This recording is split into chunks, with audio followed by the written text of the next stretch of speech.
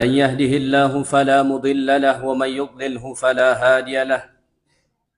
أشهد أن لا إله إلا الله وحده لا شريك له، وأشهد أن محمدا عبده ورسوله لا نبي بعده.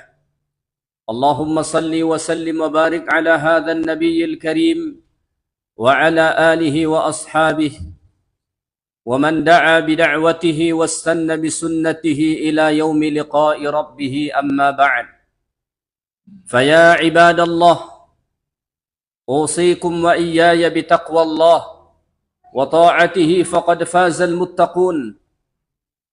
قال الله جل وعلا: يا أيها الذين آمنوا اتقوا الله وقولوا قولا سديدا يصلح لكم أعمالكم ويغفر لكم ذنوبكم ومن يطع الله ورسوله فقد فاز فوزا عظيما.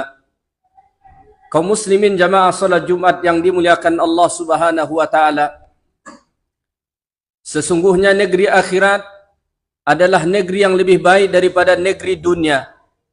Sebagaimana firman Allah di dalam Al-Quran, "Walal akhiratu khairul laka minal ula, walal akhiratu khairu wa abqa."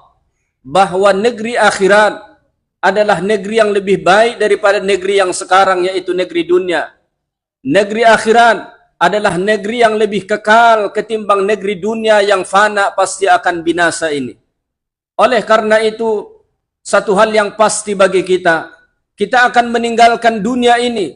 Dunia ini bukan tempat kita untuk selamanya, tapi dunia hanyalah persinggahan. Tiba masanya dunia pasti kita akan tinggalkan. Maka sebelum masa itu tiba, siapkan bekal. Buat bekal terbaik kita.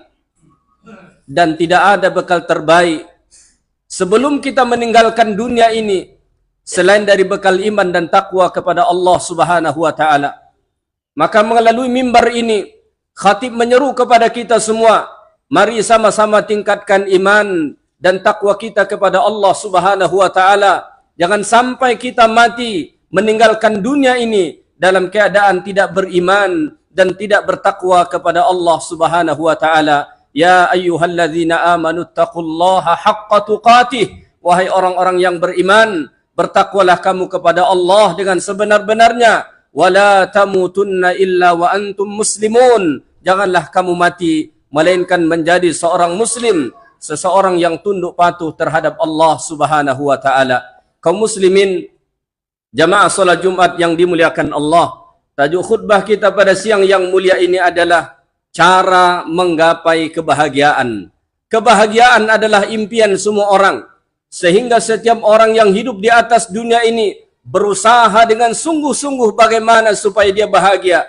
Maka orang-orang yang single, orang-orang yang hidup sendiri, dia berpikir bahwa mungkin kebahagiaan akan dicapai kalau dia mempunyai pasangan dengan menikah. Ternyata setelah menikah, kebahagiaan tak kunjung juga dia rasakan.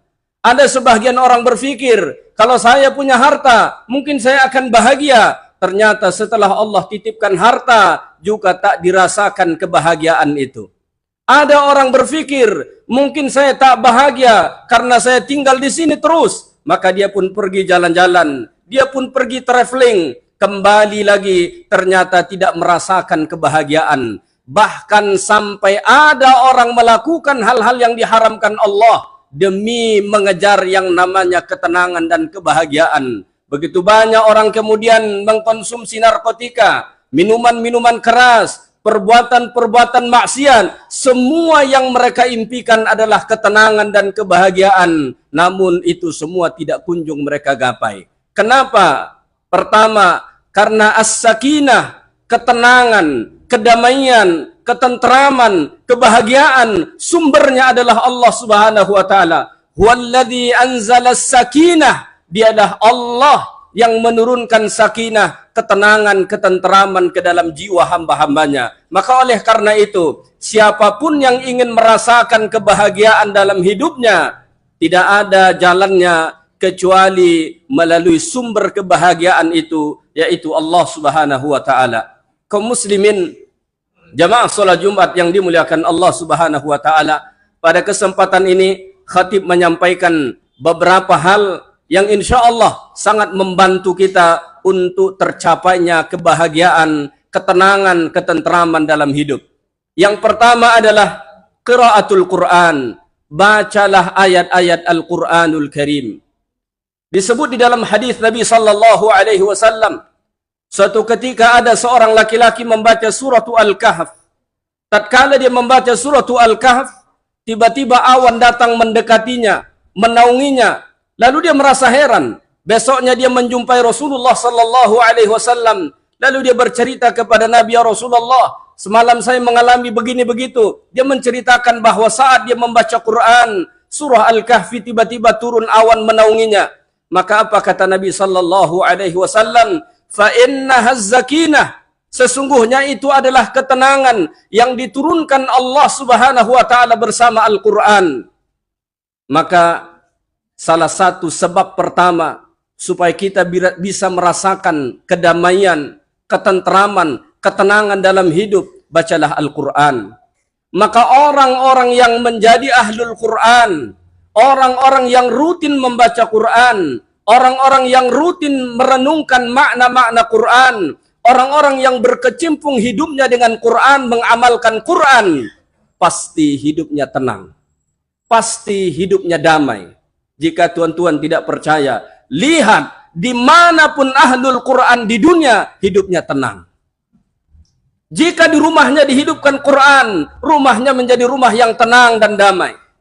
Sebahagian orang, rumah terasa seperti neraka. Untuk pulang ke rumah pun tidak menarik. Setelah berada di rumah langsung ingin pergi meninggalkan rumah. Kenapa tidak merasakan ketenangan dan kedamaian? Kenapa? Karena Quran tak hidup di rumahnya. Maka ini kunci ketenangan dan kedamaian yang pertama. Senantiasa bersama Al-Quranul Karim. Allah Subhanahu wa taala berfirman di dalam Al-Quran, "A'udzu billahi minasyaitonir rajim. Fa anzalallahu sakinatahu 'ala rasulihi wa 'alal mu'minin." Allah taala menurunkan sakinahnya kepada Rasulullah sallallahu alaihi wasallam, wa 'alal mu'minin, dan kepada orang-orang yang beriman. Apa sih yang Allah taala turunkan kepada Nabi? Yang Allah taala turunkan kepada Nabi adalah Quran. Quran itulah sakinah, pembawa kedamaian, ketenangan dan ketenteraman. Maka siapapun yang ingin bahagia, selalulah bersama Al-Quran, baca Quran, renungi Quran, hidup bersama dengan Al-Quranul Karim. Kaum muslimin, jamaah salat Jumat yang dimuliakan Allah Subhanahu wa taala. Yang kedua, cara menggapai ketenangan, kebahagiaan, ketenteraman dalam hidup adalah az-zikru wat taqarrub ila Allah taala. Senantiasa ingat Allah, berzikir kepada Allah, dekatkan diri kepada Allah Subhanahu wa taala. Sebagaimana firman Allah Subhanahu wa taala di dalam Al-Qur'an, "Ala bidzikrillahi tatmainnul qulub." Ingatlah bahwasanya dengan senantiasa berzikir kepada Allah, mengingatnya, mentaatinya, melakukan perintahnya, melakukan taqarrub, amalan-amalan yang mendekatkan diri kita kepada Allah, tatmainnul qulub, itulah yang mendamaikan hati, menenangkan jiwa, menenteramkan batin kita. Maka ahlul zikr, orang-orang yang senantiasa ingat dengan Allah, taat dengan Allah, patuh dengan Allah, pasti hidupnya tenang, damai dan tentram. Dan ini telah disebutkan juga di dalam hadis Nabi sallallahu alaihi wasallam. Baginda alaihi salatu wasallam mengumpamakan dalam hadis, "Mathalul ladina yadhkuruna Allah wal ladina la yadhkuruna Allah kamathalil hayy wal mayyit." Perumpamaan orang-orang yang senantiasa ingat dengan Allah, zikir kepada Allah, itu seperti perumpamaan orang yang hidup dengan orang yang mati. Orang-orang yang senantiasa ingat dengan Allah, mereka seperti orang yang hidup. Ruhaniahnya hidup, jiwanya hidup, batinnya hidup. Sedangkan orang-orang yang tak ingat dengan Allah, mereka seperti orang mati. Kenapa? Ruhaniahnya mati, jiwanya mati, batinnya mati. Tidak mungkin jiwa seseorang yang mati merasakan kebahagiaan.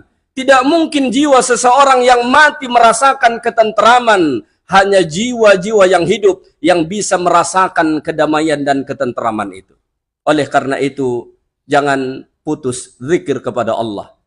Alladzina yadhkurunallaha qiyama wa qu'uda wa ala junubihim. Allah menyebut dalam Quran bahwa orang-orang yang kelak masuk ke dalam surga Allah itu adalah mereka orang-orang yang tak putus zikirnya kepada Allah.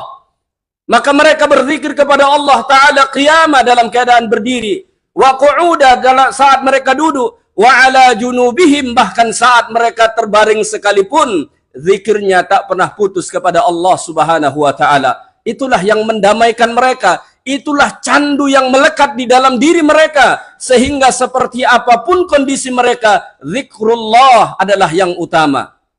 Bagi orang-orang yang merokok, dia menganggap rokok itu adalah sumber ketenangan dalam hidupnya.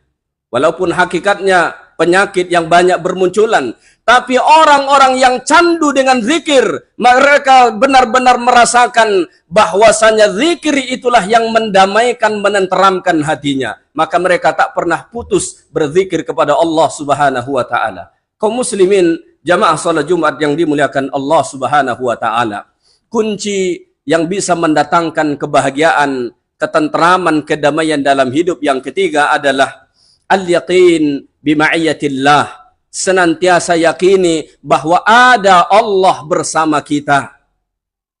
Manusia ini kadang-kadang dihantui rasa cemas, rasa takut, rasa khawatir,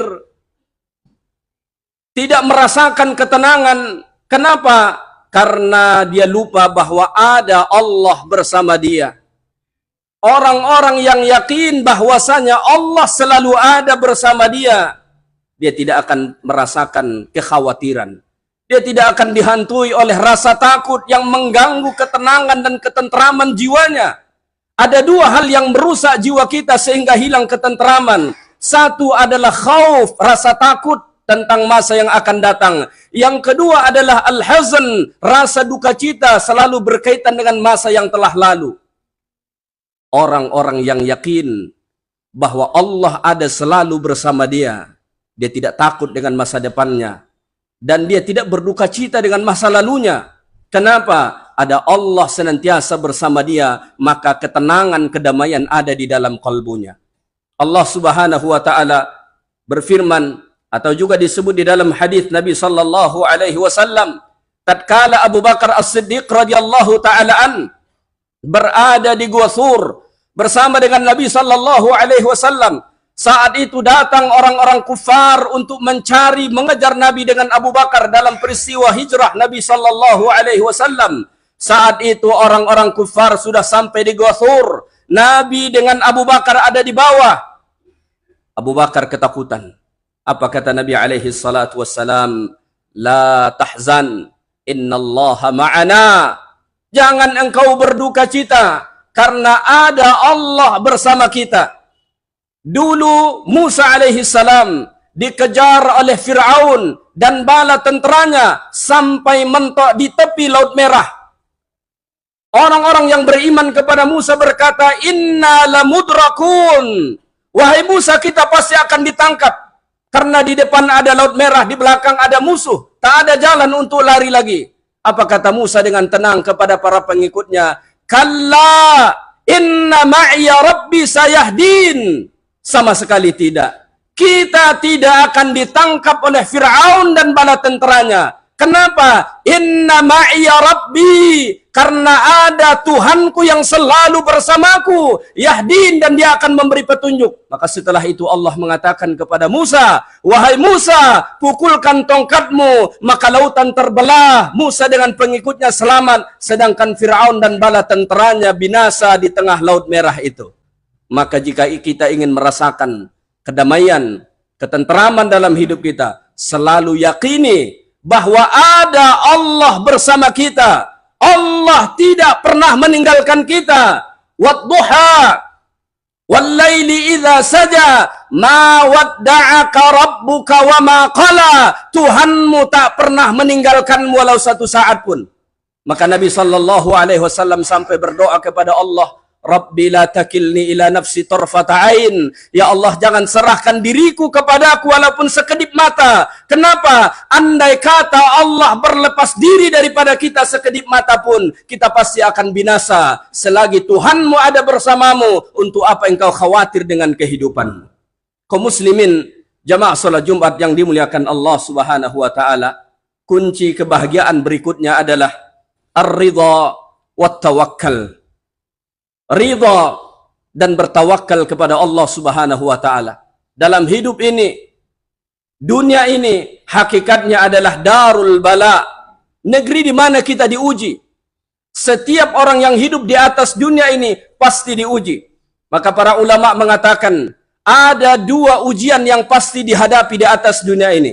Yang pertama, siapapun yang hidup di atas dunia ini, mukmin atau kafir pun dia pasti mendapatkan ujian. Kenapa? Karena dunia adalah darul bala, negeri ujian. Yang kedua, ada ujian khusus yang Allah Ta'ala beri kepada orang-orang yang beriman. Maka tatkala kita memilih orang-orang yang beriman kepada Allah, satu hal yang pasti, kita akan diuji. Ahasiban nas ayyutsraku ayyaqulu amanna wa hum la yuftanun. Apakah manusia mengira kami membiarkan mereka mengaku beriman sedangkan mereka belum diuji? Am hasibtum an tadkhulul jannah wa lamma ya'tikum mathalul ladzina khalau min qablikum. Apakah kamu kira kamu akan masuk ke dalam surga sedangkan kamu belum menghadapi ujian-ujian yang berat? Lalu bagaimana supaya kita tetap tenang, supaya kita tetap damai, supaya jiwa kita tetap merasa ketentraman walaupun badai ujian datang bertubi-tubi tiada hentinya? Kuncinya adalah ar-ridha wat tawakkal. Ridha dengan ujian Allah itu, terima dengan lapang dada dan berserahlah kepada Tuhanmu. Insya Allah, setinggi dan sekencang apapun badai ujian yang menimpa kita, jiwa kita akan tetap terasa tenang dan damai karena kita ridha dan kita senantiasa bertawakal kepada Allah Subhanahu wa taala. Kaum muslimin, jamaah salat Jumat yang dimuliakan Allah Subhanahu wa taala, termasuk juga kunci untuk merasakan kedamaian, ketentraman dalam hidup, ad-du'a, berdoalah kepada Allah Subhanahu wa taala karena dialah pemilik sakinah, dialah pemilik ketentraman, ketenangan. Maka mintalah kepadanya, Allahumma anzil alaina sakinah, ya Allah, turunkan kepada kami sakinah, ketenangan, kedamaian, ketentraman. Mudah-mudahan Allah Subhanahu wa taala kabulkan sehingga kita semua bisa merasakan kedamaian, ketentraman dalam kehidupan kita. Inilah beberapa kunci yang insya Allah bisa membuat kita merasakan kedamaian, ketentraman saat kita hidup di dunia. Dan mudah-mudahan dengan ini juga kita akan merasakan kedamaian dan ketenangan hingga ke surga Allah Subhanahu wa taala.